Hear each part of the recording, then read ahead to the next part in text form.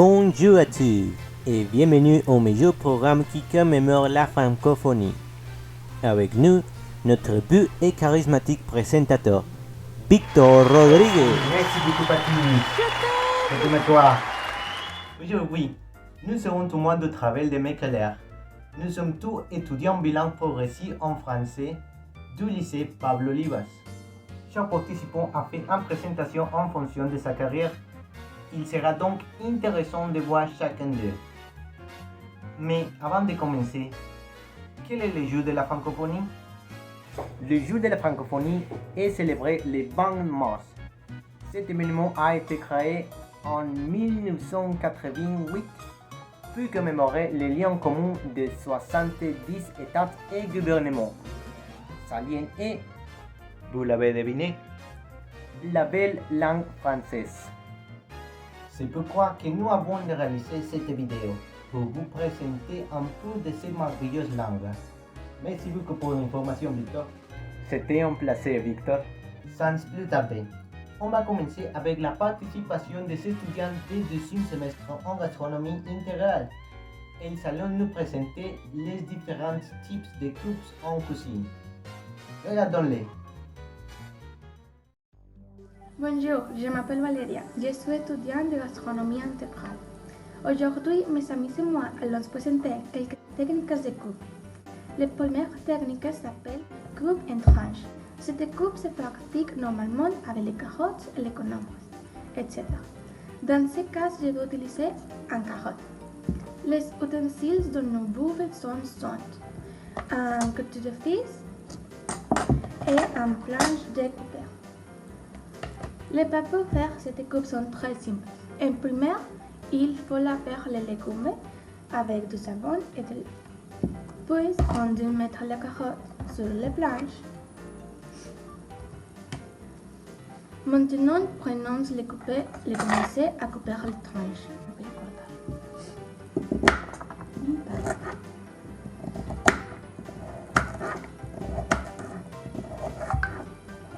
La taille n'a pas d'importance, celle dépend du plat que l'on va préparer.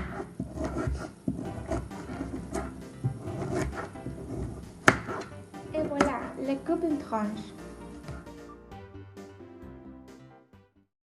Bonjour, je m'appelle Anaï Barragan et je suis étudiante en gastronomie intégrale. Aujourd'hui, je vais vous montrer la seconde technique de coupe essentielle en cuisine, la coupe en sifflet. La coupe en sifflet permet d'obtenir des tubes obliques d'environ 2 mm d'épaisseur. Cette coupe est principalement utilisée pour couper des légumes blancs et cylindriques, comme les carottes, l'ail, les asperges, etc. Dans ce cas, je vais utiliser une carotte. Les ustensiles dont nous avons besoin sont un couteau de chef ou un couteau d'office, un éplucheur et une planche à découper. Les bases pour faire cette coupe sont 1. Laver les légumes avec du savon et de l'eau. 2. La peler avec l'éplucheur au-dessus de notre planche à découper. 3. Positionner les légumes, dans mon cas la carotte, dans une position plus ou moins diagonale.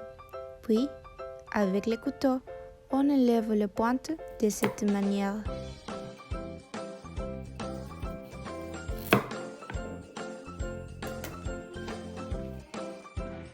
Attention, vous devez couper les pointes en diagonale dans le même sens que vous couperez tout le produit.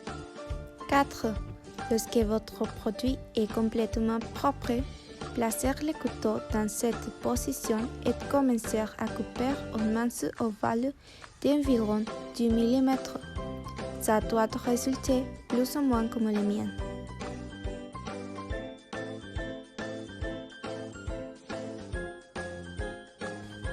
Voilà notre coupe en sifflet. Merci pour votre attention. Au revoir.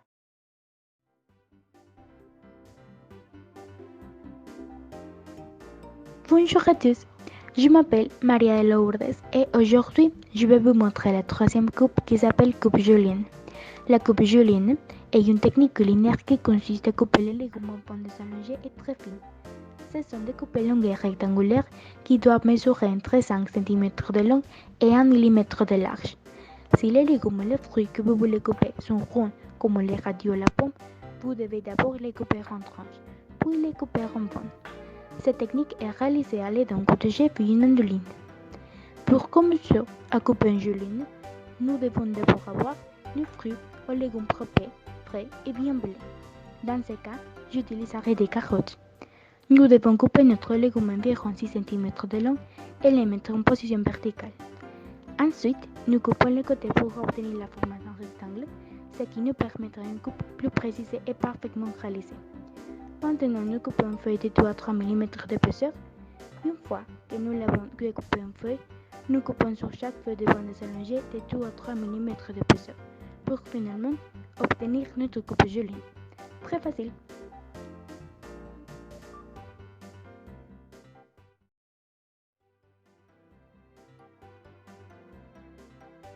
Salut, je m'appelle Regina Rios et je suis étudiante en gastronomie intégrale.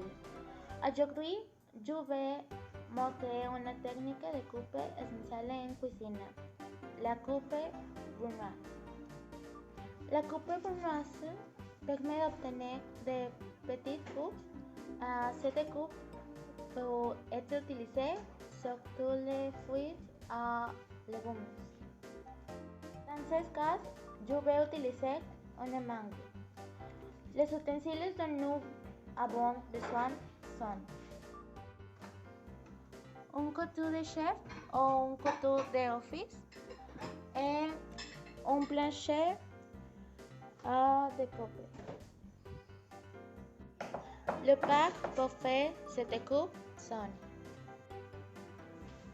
laver les fruits avec du savon et l'eau. Retirer la coupe manuellement.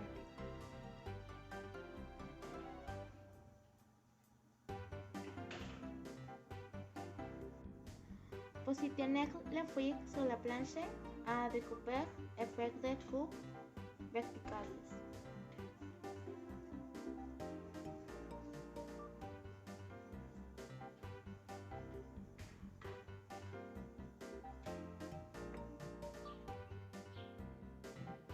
Faites ensuite des coupes horizontalement pour former des courbes d'environ 2 mm de côté.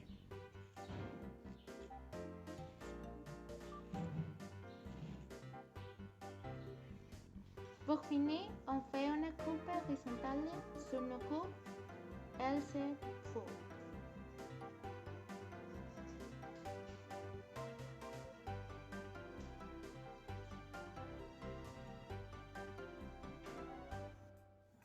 Voilà, notre coupe est bonne. Merci pour votre attention. Au revoir.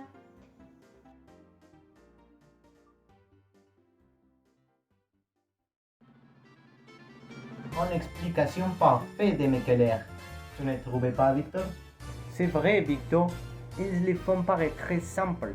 Il n'est fait aucun doute qu'ils sont très bons dans ce qu'ils font. Définitivement.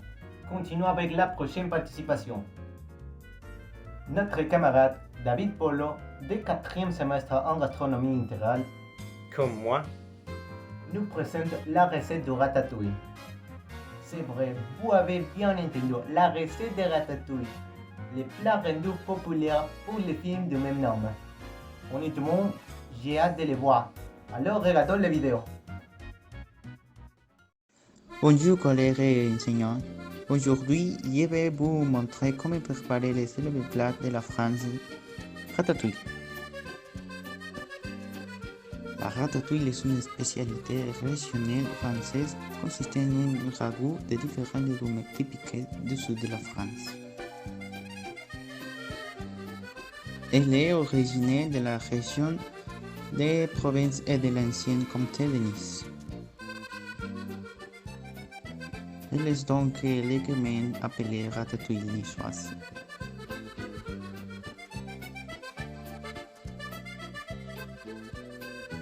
Il est aromatisé avec des herbes provençales, thym, romarin, origrain, laurier, marjolaine, basilic, etc. Ratatouille est généralement servi comme garniture d'un plat de viande ou de poisson.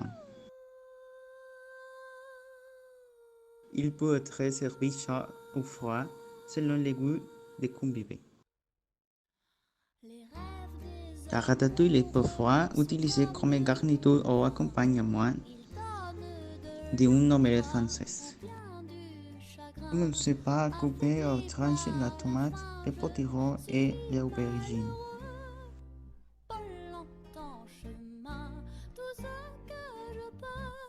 Puis, je verse la purée de tomates dans la cocotte.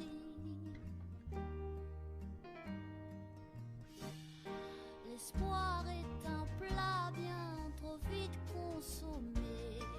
À sortir les repas, je suis habituée. Un voleur solitaire et triste à nourrir.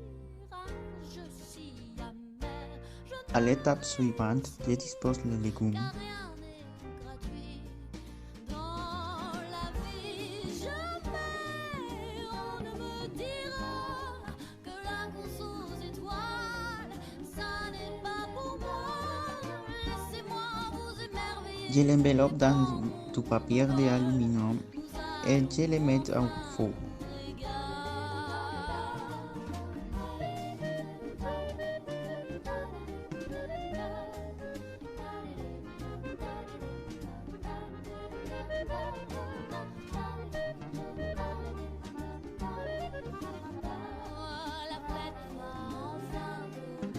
Je sors la cocotte du four, j'ai enlevé la feuille d'aluminium et je la remets au four.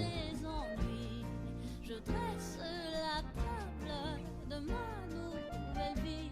Je suis heureux à l'idée de ce nouveau destin. Une vie à Après 30 minutes, je l'ai retiré du four. festin est sur mon chemin. Une vie à me cacher. J'ai assemblé les plats et c'est prêt. Rappelez-vous ce que le chef Gusto avait l'habitude de dire, tout le monde peut cuisiner.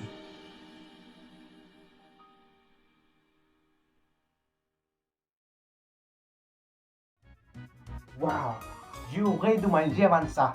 Ce ratatouille a l'air délicieux. Il aiguisait mon appétit. Très bonne vidéo. Que penses-tu, Victor? Victor? Oh, il est allé manger. Maintenant, après toutes ces nourritures, changeons un peu la thématique et parlons sur l'art et culture. Et pour cela, c'est le meilleur moment pour présenter nos camarades Atsiti et Diego, le 4e semestre en dessin et communication visuelle, qui vont nous présenter la culture romaine. On va les voir.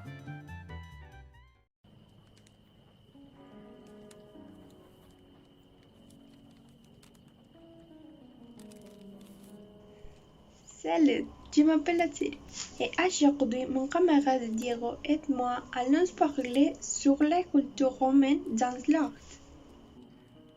La Rome antique a réussi à s'atteindre à travers 3 continents.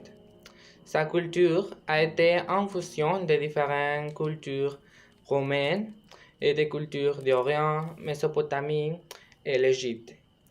Dans le peuple romain, la langue principale était le latin.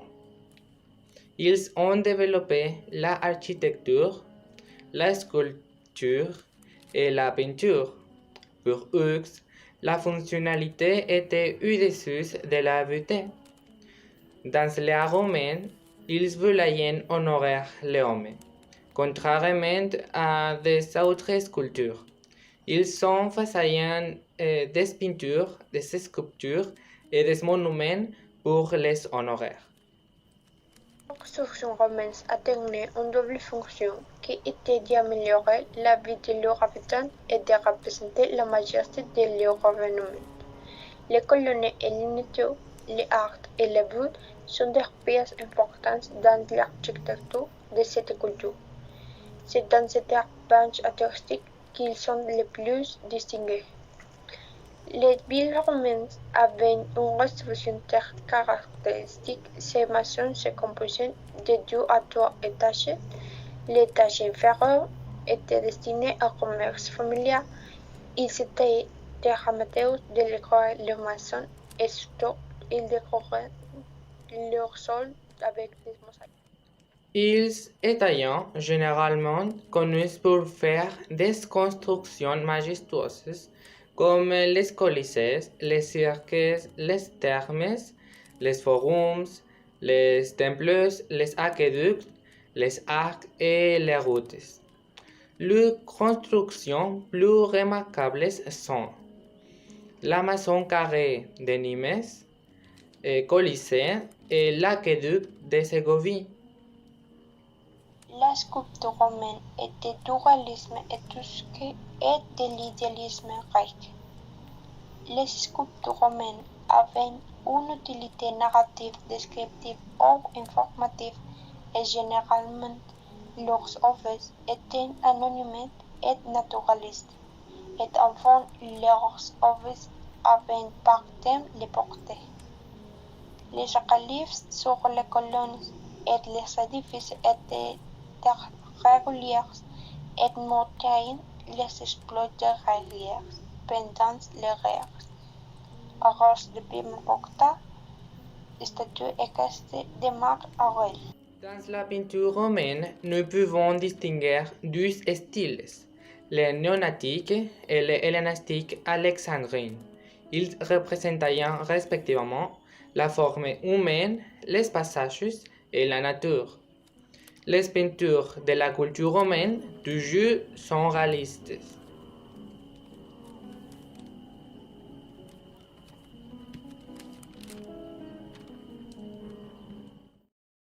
Cette information a été très intéressante. Aujourd'hui, j'ai appris beaucoup plus que ce à quoi je m'attendais. Et toi, Victor? Également, mon ami, un excellent travail avec une excellente explication.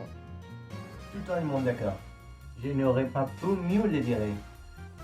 Et pour continuer, nous avons tout essayé de décider. Regardez ça. C'est l'une de mes œuvres les plus récentes. Comme vous pouvez le voir, je ne suis pas un expert, mais c'est incroyable ce qui peut être accompli avec suffisamment de pratique et passion pour l'art. En guise de démonstration, je vous invite à voir la participation de Samuel Mendes. Aussi, un étudiant en dessin et communication visuelle qui va nous présenter un de ses dessins dans l'ordinateur. Bonjour. Pour cette illustration, j'ai utilisé un programme appelé Clip Studio P, qui me permet de travailler avec des pixels et des vecteurs en même temps. En plus de pouvoir travailler avec des pinceaux de différentes textures. Pour les esquisses et la couleur, j'ai utilisé une couche de pixels. J'ai ajouté toujours une couche d'une couleur grisâtre pour pouvoir colorer d'une manière plus confortable. Pour la ligne, j'ai utilisé une couche de vecteurs. La couche vectorielle me permet de manipuler les lignes, modifier la taille et l'opacité. Avec la couche de pixels, je peux faire des traits librement comme si c'était un fil de papier. Le programme me permet d'ajouter des modes de gauche. Le mode de gauche modifie les couleurs du calque soulevé et travé, qui les rend plus foncées et plus brillantes.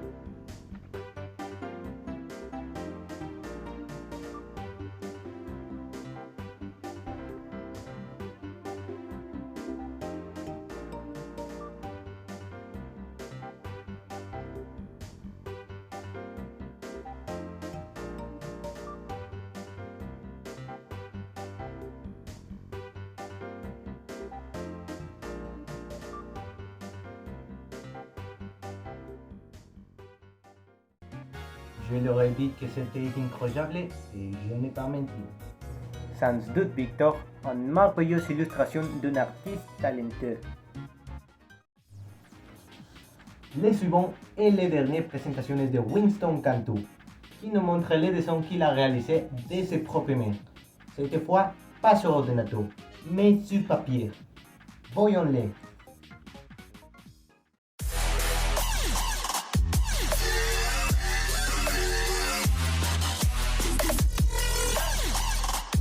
Bonjour, je suis très content d'être ici. Je m'appelle Winston Cantu Coronado et je voudrais vous présenter quelques dessins que j'ai faits dont je suis satisfait et je voudrais que vous l'appréciez aussi.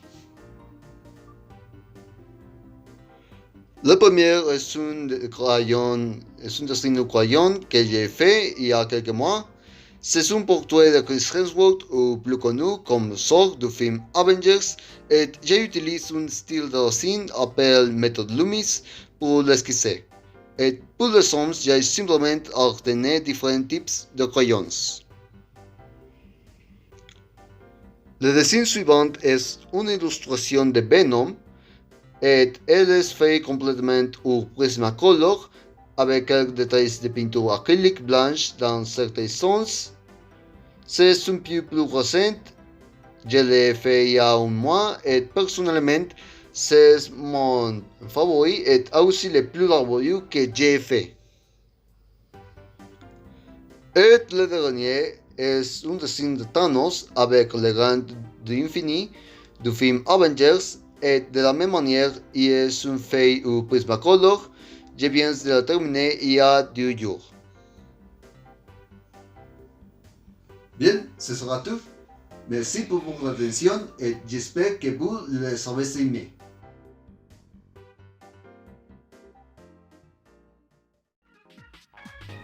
La quantité de détails dans chaque dessin est impressionnante.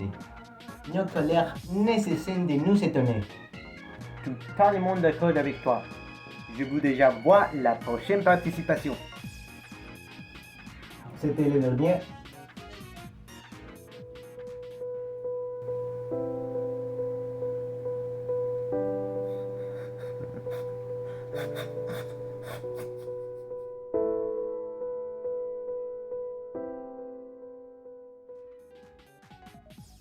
Je sais que nous voulons tout continuer à regarder ces superbes vidéos, mais malheureusement, ce programme a pris fin. Oui, je sais. Mais nous nous sommes tellement amusés à jouer. J'espère que vous avez apprécié cet événement autant que nous avons aimé le faire. Avec rien de plus à ajouter, je dis merci beaucoup de nous voir et à la prochaine.